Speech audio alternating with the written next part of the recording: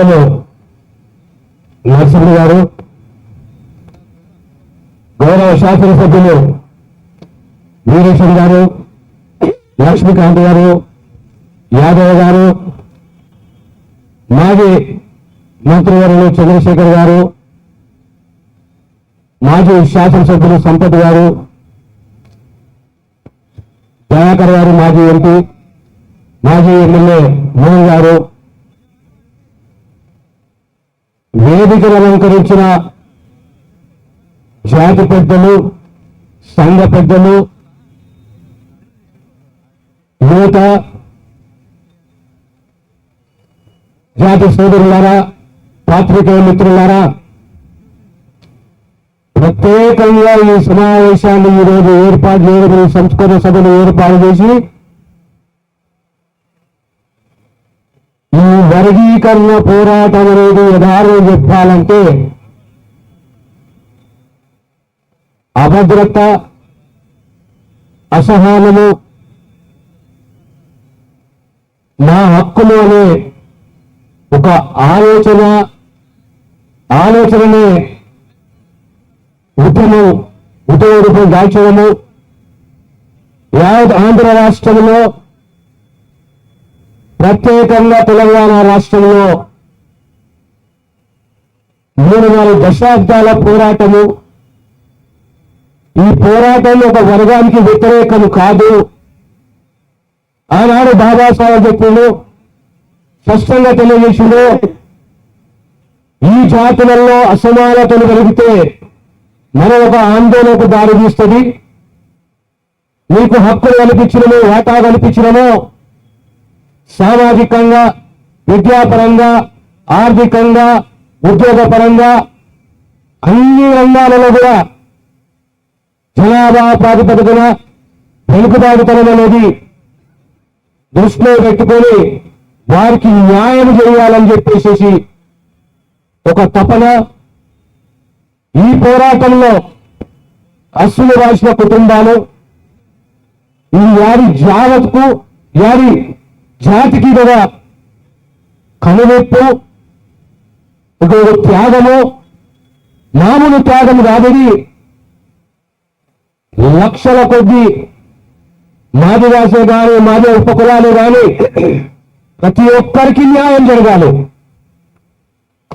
ప్రతి ఒక్కరికి న్యాయం జరగాలని చెప్పి ఆనాడు ఆ ధైర్యము, ఆ సాహసము, ఆ తెగింపు ప్రతి ఒక్కరికి స్ఫూర్తి, సమాజంలో హక్కుల గురించి పోవడానికి, సమాజ స్థాపనకు ఒక మార్గాన్ని చూపించిన ఆ మానీయులు వారందరికీ నా శిరసు వంచి నేను శ్రద్ధాంజలి ఘటిస్తున్నాను. ప్రత్యేకంగా ఈరోజు దామోదరే గాని, మహేశ్వరే గాని, సురేందరే గాని, భారతీయ గాని, నాగేశ్వరరావు గాని, వీరందరికీ, ప్రభాకర్ గాని, వీరందరికీ కూడా జీవితాంతం ఈ జాతులు రుణపడి ఉంటాయి.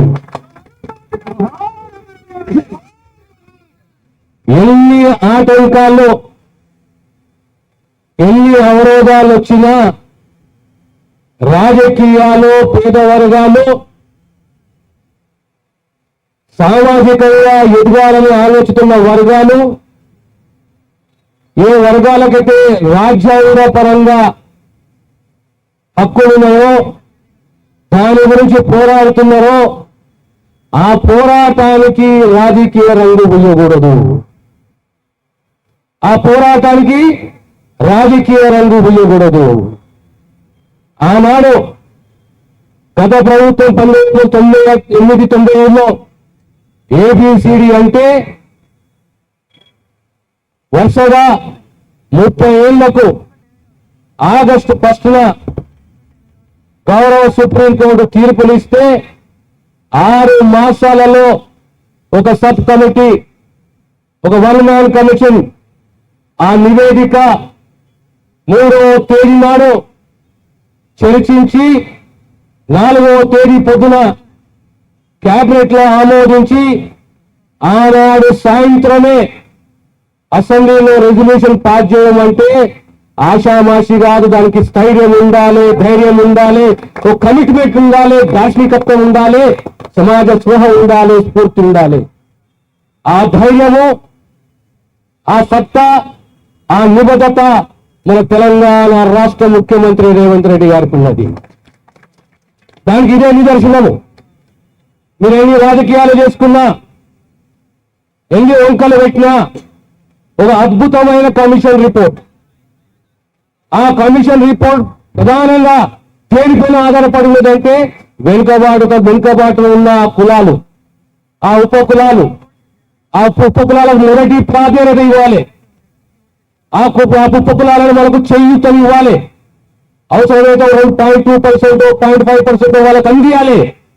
వాళ్ళు కూడా ఈ పోటీ ప్రపంచంలోకి రావాలి అనే సదుద్దేశంతో ఈనాడు గ్రూప్ 1, గ్రూప్ 2, గ్రూప్ 3గా 52 లక్షల పైచులకు జనాభా ఉంటే 33 కులాలను ఎక్కడ ముట్టుకోకుండా యథాస్థాయిలో ఉంచి కేవలం 24 కులాలు, దాని కొత్తగా ఆడైన 2 కులాలు, 26 కులాలకు సంబంధించి 1,78,000 జనాభా తోటి ఈరోజు అద్భుతమైన నివేదికను అందించింది ఈరోజు వన్ మ్యాన్ కమిషన్.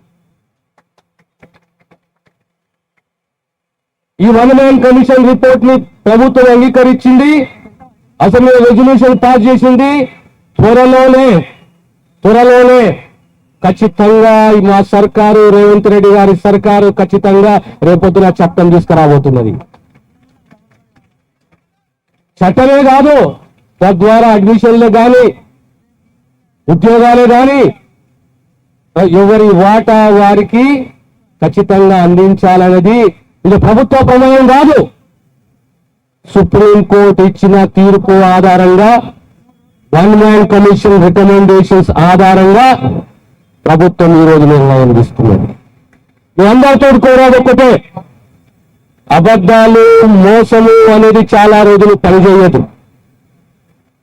వర్గీకరణ అనేది ఒక రాజకీయం కాదు, వర్గీకరణ అనేది ఒక దుఃఖం కాదు. వర్గీకరణ అనేది ఒక ఆకాంక్ష, ఒక కోరిక, ఒక కళ.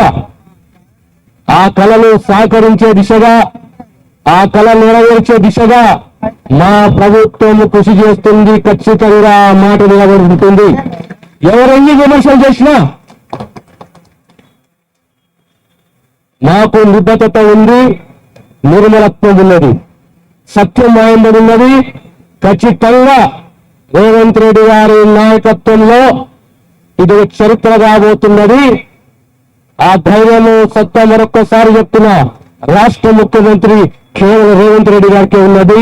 వారికి సంపూర్ణంగా మీ అందరి సహకారము, ఆశీస్సులు ఉండాలని చెప్పి మరొక్కసారి తెలియజేస్తూ, మీకు ఎక్కడ ఏ ఆపదున్నా, ఏ అవసరం ఉన్నా ఈ ప్రభుత్వము, మీ ప్రభుత్వము మీకు అండగా ఉంటుంది, మీకు బాసటగా ఉంటుంది.